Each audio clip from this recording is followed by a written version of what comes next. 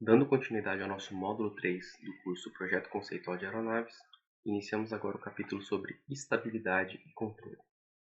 Nesse capítulo, faremos uma breve introdução sobre alguns conceitos básicos de estabilidade e controle, e em seguida falaremos sobre o dimensionamento conceitual das engrenagens e superfícies de controle. Bem, antes de mais nada é preciso estabelecer algumas nomenclaturas, então a gente começa aqui dizendo trim e equilíbrio, a gente vai caracterizar como sendo a condição onde a gente tem somatório de forças e somatório de momentos em torno do centro de gravidade igual a zero. Controle é a mudança de um estado de equilíbrio, ou seja, um ponto de trimagem inicial, para um novo estado desejado, isso a uma taxa especificada. Já estabilidade é a tendência da aeronave de opor perturbações e retornar ao ponto de equilíbrio original. Já a estabilidade a gente pode separar então em estabilidade estática, que é a tendência da aeronave de opor forças e momentos gerados por uma perturbação a partir do seu estado de equilíbrio, e a estabilidade dinâmica, que seria a tendência da aeronave de retornar ao ponto de trimagem original após uma perturbação. Então, a gente vai falar bastante aqui sobre forças, momentos e derivadas, né? Então é importante caracterizá-los. Essa figura aqui do Nicolai ilustra. Então aqui nós temos algumas forças importantes, né, e os seus respectivos coeficientes. Então, o coeficiente de sustentação, dado pela dimensionalização da força de sustentação pela pressão dinâmica e área de referência. O coeficiente de arrasto, dado pela adimensionalização da força de arrasto pela pressão dinâmica e área de referência. O coeficiente de força lateral, dado pela adimensionalização da força lateral pela pressão dinâmica e área de referência. A gente tem também alguns momentos nos três eixos aqui bastante importantes. Então, a gente tem o coeficiente de momento de arfagem, e aí a gente adimensionaliza por pressão dinâmica, área de referência e corda média aerodinâmica. A gente tem o coeficiente de rolamento, onde a gente vai dimensionalizar por pressão dinâmica, área de referência e envergadura. E o coeficiente de guinada, que a gente também vai dimensionalizar por pressão dinâmica, área de referência e envergadura.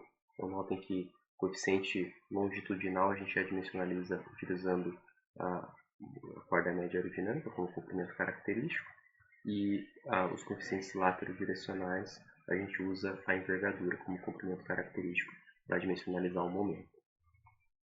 A gente também tem algumas derivadas importantes, então as derivadas longitudinais em relação então, a variações de ângulo de ataque, então CL alfa e CM alfa, e as derivadas laterais e direcionais em relação ao ângulo de derrapagem, uma variação de beta, né? Então, momento de guinada, de rolamento e força lateral. E a gente também vai ter algumas medidas de efetividade de controle associadas então a o coeficiente de momento de arfagem que uma deflexão de profundor produz, o coeficiente de momento de rolamento que uma deflexão de aileron produz, e o coeficiente de momento de guinada que uma deflexão de leme produz.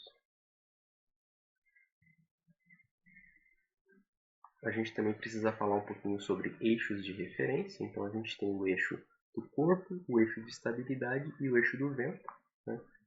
Cada um deles associados então a um referencial, e eles têm uma rotação entre eles, né? Então a gente tem aqui uma rotação em alfa e uma rotação em beta aqui.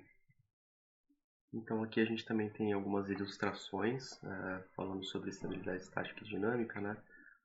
Então aqui a gente tem então para uma perturbação em pitch, né, em arfagem, em ângulo de ataque, a gente tem um sistema que ele é neutro, estabilidade neutra. Então, estaticamente ele se mantém em qualquer ângulo de ataque que a perturbação tenha produzido, né? E ele tem uma oscilação aqui que ela não atenua nem amplifica.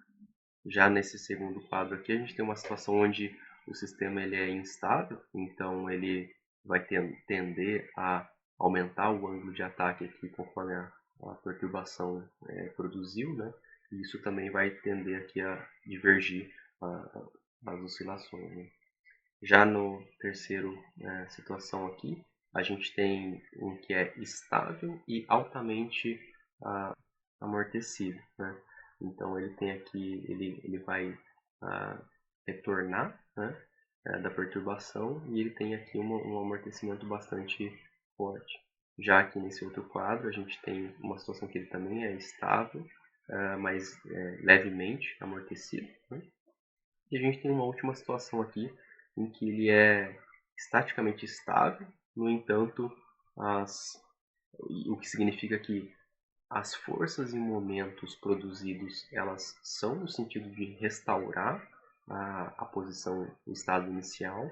No entanto, elas são muito intensas, né, as forças e momentos produzidos, e o amortecimento é muito baixo, de tal forma que ela tem um overshoot aqui, né, e ela vai